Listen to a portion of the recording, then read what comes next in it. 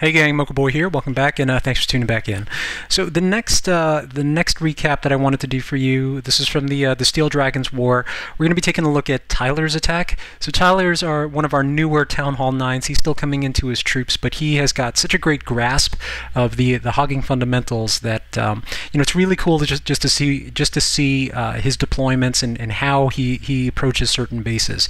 Now in this particular case, this was one of their yes, it's a Town Hall 10 base, but it doesn't have infernos. This was another one of their rushed bases, but this is a moat base, and moat bases are tricky to attack because if you don't plan your pathing correctly or the timing of your deployments, your troops will path around the outside of this base, leaving these long-range defenses to plink away at your ground forces all the way through.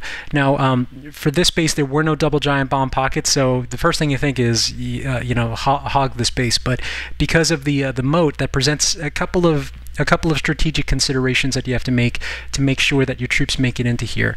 The idea for this raid was to send the hogs in kind of as a merry-go-round, processing this outside ring, and then to send a kill team into the corner with nothing but witches. So this was a hybrid raid. GoHoWiWi, I guess. A couple of loons to disable some of these exterior defenses, and then GoHoWiWi to punch into the core of the base, but then hogs to take out this external ring of defenses. So let's take a look at how that all went down. So there's that one balloon down to take out that exterior defense. Again, whenever possible, if one-for-one opportunity presents itself, drop that balloon. One balloon is almost always better than having having a wizard. Two giants to pull out that clan castle because the trigger range was on the exterior of that base, so that was pretty straightforward. He brought, let's see if he brought his own witches. He brought witches in his CC to help counter their CC. So typically we load up two witches and then barbarians of all things. We load up barbarians along with maybe one wizard, maybe more barbarians. You never load archers in a CC with witches because the archers actually end up commingling with the witches, and if anything targets them, your witches are fried. So you always want to make sure you pair up barbarians with witches when you're dealing with those CCs. Now, as far as processing through the rest of the base, he's already into that pocket. He's worked on this chain of trash on the outside, and it's at this point that he decides to drop his hogs in. Now, the interesting thing here with the way that the hogs were deployed, you have the kill team coming in through the core, through the center of the base, but then you have these hogs that are going to do this, which is take out this exterior ring of defenses, which leaves the kill team open to go in and process the core of the base.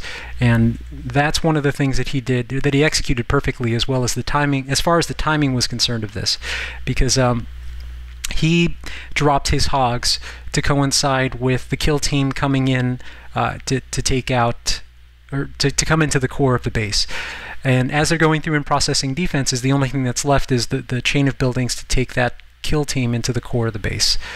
So at this point, it's just a matter of keeping on top of the heels.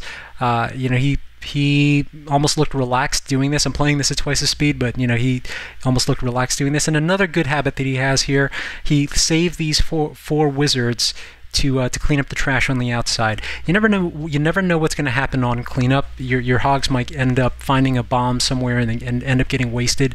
So this is always a good habit to start early, which is to bring cleanup troops and make sure you spread them out to take out the rest of the base once the town hall and the core defenses go down. So again, a really great illustration of solid fundamentals, a clean pull, a clean CC counter, good attack planning, great timing of deployments, good job on the heels, great job on the cleanup troops, pretty much 3 stars all around in terms of your strategy, planning, and execution of that raid. So great job. And I do want to point out that Tyler was able to 3-star both of his targets on this attack. So again, great job there.